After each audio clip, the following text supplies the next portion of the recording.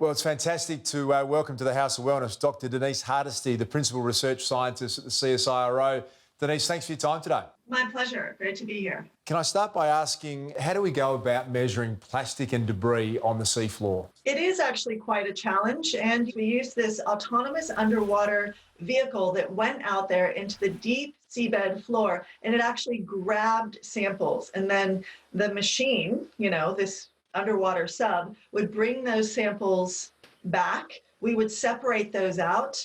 We would collect and keep them on board the ship. And then they came back to us in the lab where we were able to process them. We looked at those samples and we used a fluorescent dye that marked, so to speak, so that we could see a color difference and we could really distinguish if something was plastic or if it was a natural material. And so that color difference allowed us to then very carefully count how many of those little teeny tiny bits were actually plastic versus natural material. We've all heard a lot about microplastics, and most people with a conscience are very concerned about what it is doing to our oceans. How much did you find down there?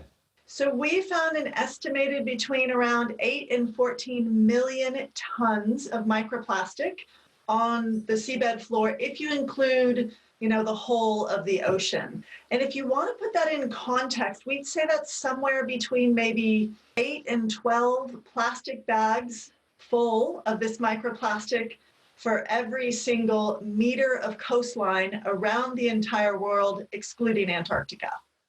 Well, that is just a staggering, and I'm shocked and disturbed to hear you describe it that way. Were you shocked? I was really surprised, particularly in light of the fact that we were doing surveys in quite a remote part of the world, really. We're not right outside a major city center. We're several hundred kilometers offshore, and we're sampling at depths of up to 3,000 meters. So yes, it's really a confronting amount of plastic to be finding.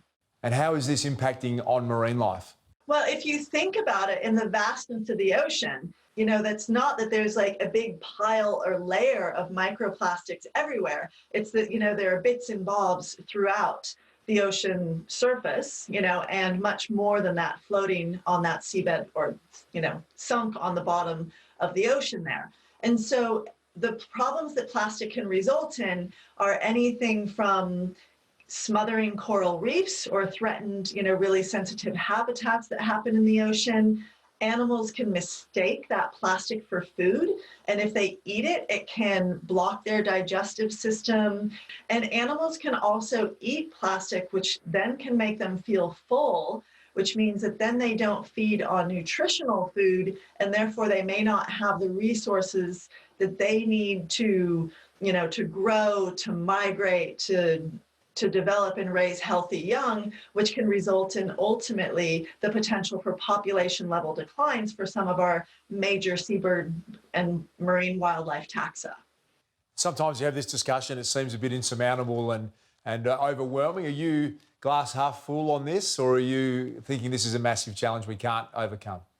So I am an absolute optimist, and I've been working in this field for, well and truly over a decade. And I actually consider it a story of hope and optimism. We know from work that's been done that when change happens, it's reflected really quickly in our environment.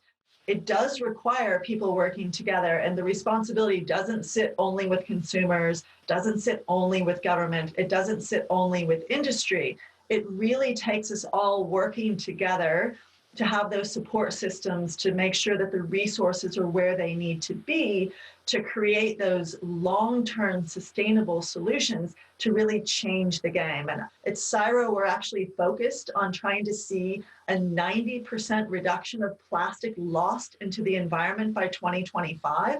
It's a bold, audacious goal and plan, and I think we can achieve it with partnerships, with industries, with university, with government support.